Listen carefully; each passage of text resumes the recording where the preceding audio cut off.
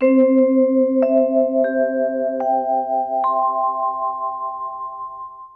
हम सभी श्रीमद् भागवत की कथा का प्रारंभ करते हैं। आज भागवत के दरवाजे पर खड़े हैं और बस वो गेट खुलने ही वाला है और वेदव्यास जी की जो वाणी है, शुकदेव जी की जो वाणी है, उसका हम सभी दर्शन करते हैं। प्रथम स्कंध, प्रथम अध्याय और सबसे पहला श्लोक श्रीमद् भागवत जी का। आइए हम सभी प्रभु को प्रणाम करते हुए उसका दर्शन करते हैं। कि जन्माद्यस्य यतोऽन्वयादितरतः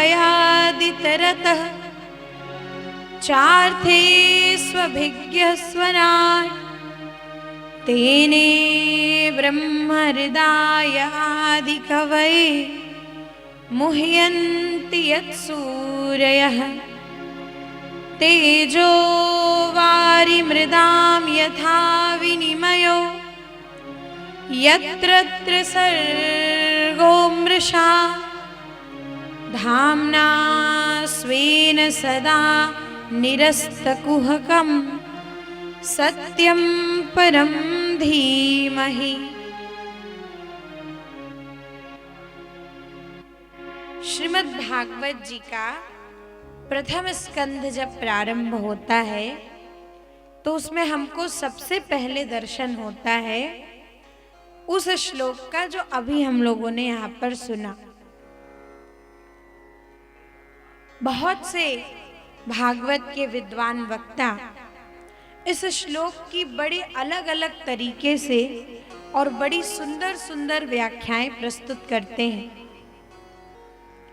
और ये श्लोक है ही ऐसा कि चाहे किसी भी रूप में आप इसको कहें, सुने, इसका दर्शन करें, भावगत दर्शन करें, तो हर रूप में ये श्लोक बहुत सुंदर है।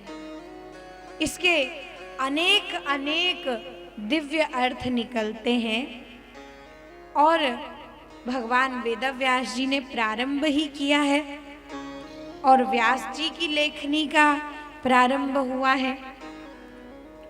देखिए कितनी सुंदर बात व्यास जी कह रहे हैं। तो अब हम सभी इस श्लोक में यात्रा करने चल रहे हैं। It's a journey which we have to travel. तो अब यात्रा करना पड़ता है। तो आप सभी जानते हैं कि यात्रा करने के लिए कुछ सामग्री सब पास में रहनी चाहिए। जब यात्रा करते हैं तो उसका टाइम, उसका गंतव्य, डेस्टिनेशन, ये सब कुछ क्लियर होना चाहिए। तो अब हम भागवत जी की यात्रा करने चल रहे हैं और उसमें भी प्रथम स्कंद के प्रथम श्लोक की यात्रा करने चल रहे हैं।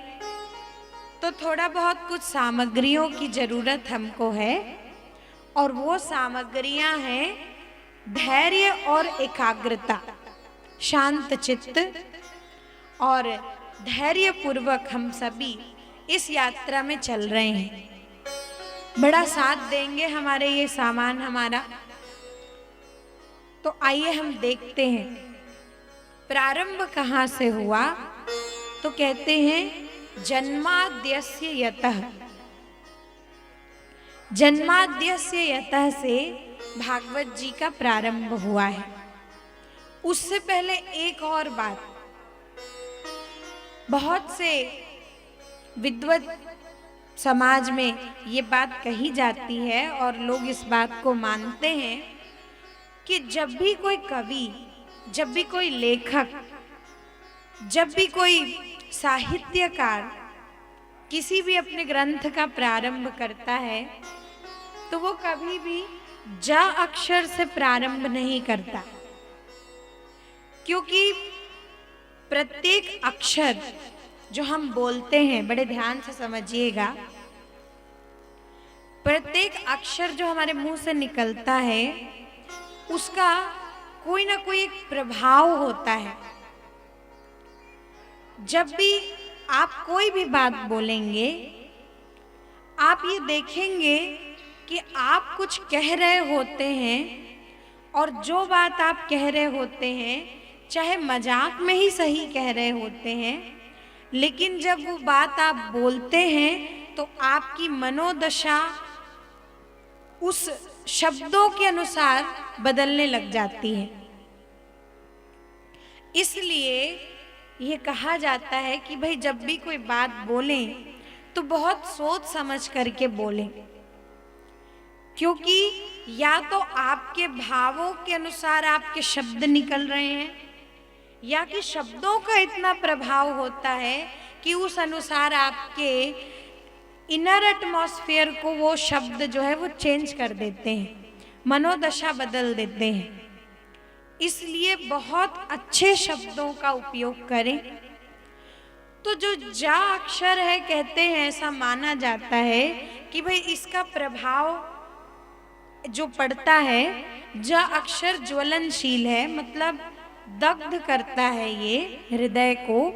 इसलिए कोई भी नियम बना दिया गया कि साहित्यकार, कवि, लेखक कोई नहीं प्रारंभ करता जा से। पर श्रीमद् भागवत, जिसको हम पहले ही दिन ये सुन चुके हैं कि जो भगवान का स्वरूप है उसका तो प्रारंभ जा से ही हुआ।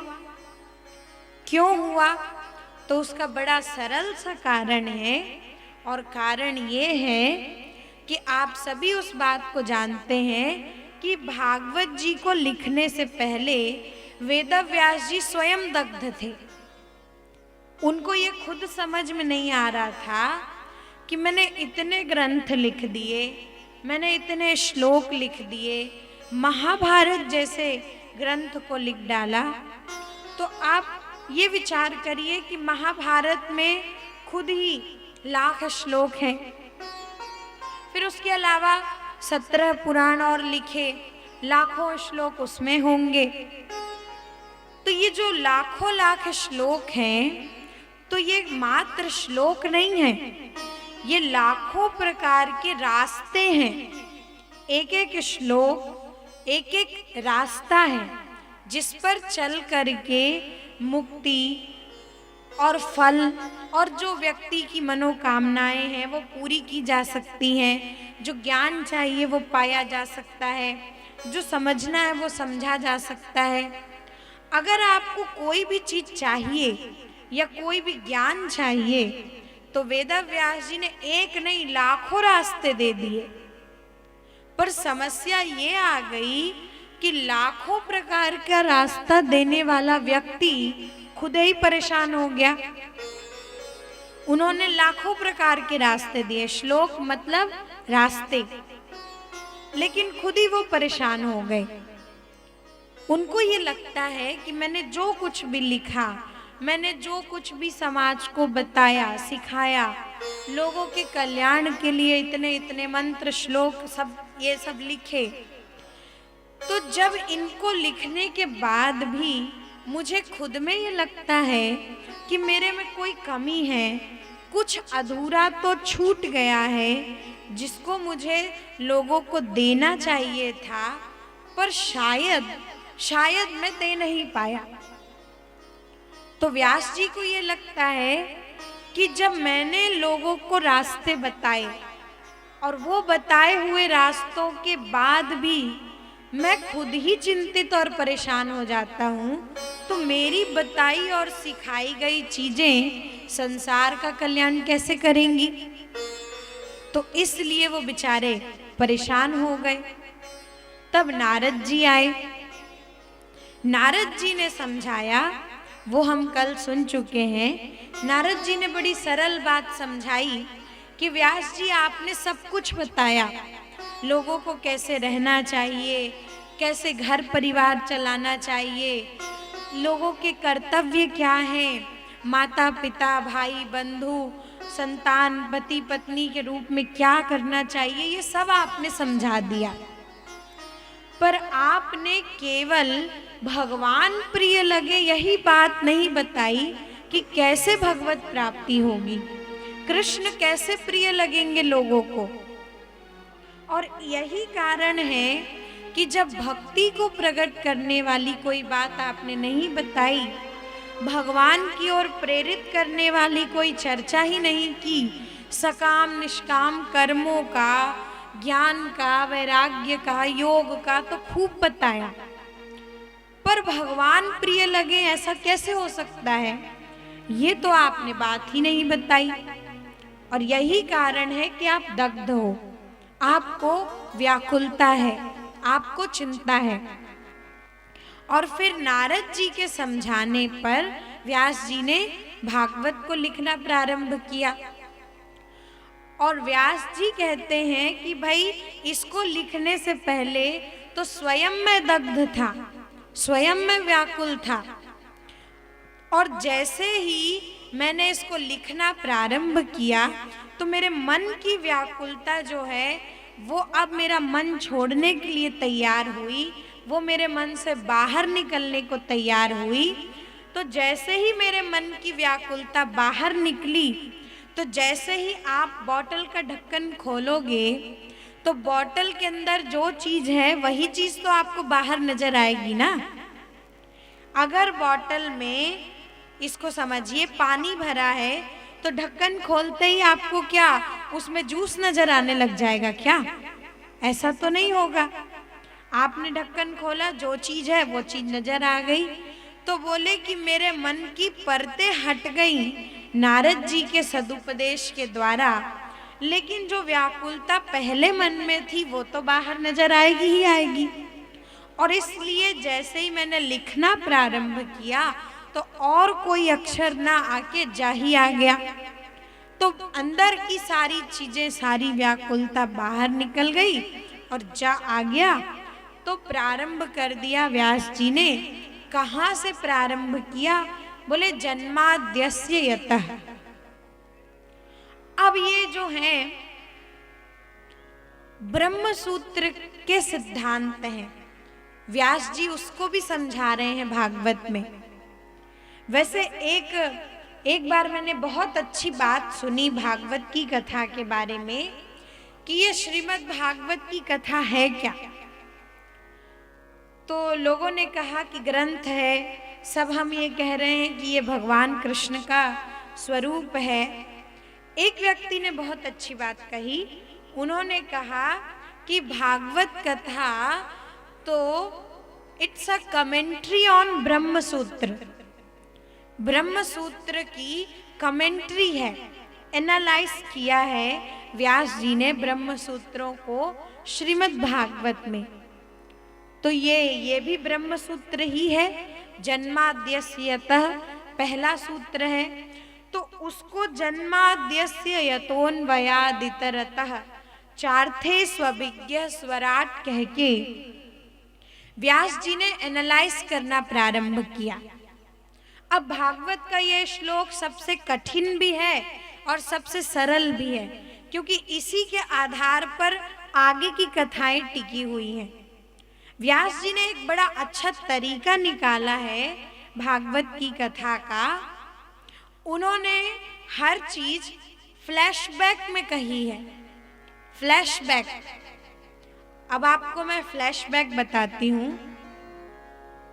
जैसे कोई फिल्म चल रही है, कोई फिल्म आप देख रहे हो, क्लाइमैक्स में क्या होना है, आखिरी में क्या होना है, ये आपको पहले पता चल गया।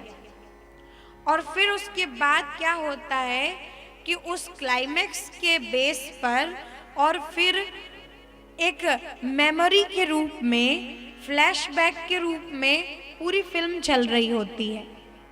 तो कई कई फिल्में ऐसी होती हैं जिसमें क्लाइमैक्स का पहले पता चल जाता है और फिर पूरी फिल्म फ्लैशबैक में चलती है। तो ये जो भागवत कथा है ना, ये पूरी फिल्म फ्लैशबैक में चली है। जन्माद्यस्य यतः तो क्लाइमैक्स है, जन्म और मृत्यु का हेतु केवल परमात्मा है, ये तो अंतिम सत्य है, यही तो सत्य है। पर इसको सबसे पहले ही बता दिया।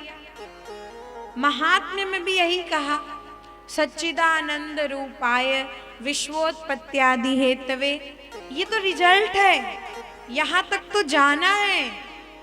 लेकिन इस बात को पहले बता दिया ताकि आप कंफ्यूज ना हो जाओ कि आपको कहाँ जाना है। इतनी सहायता की है हमारे लिए वेदव्यास जी भागवत की कथा में।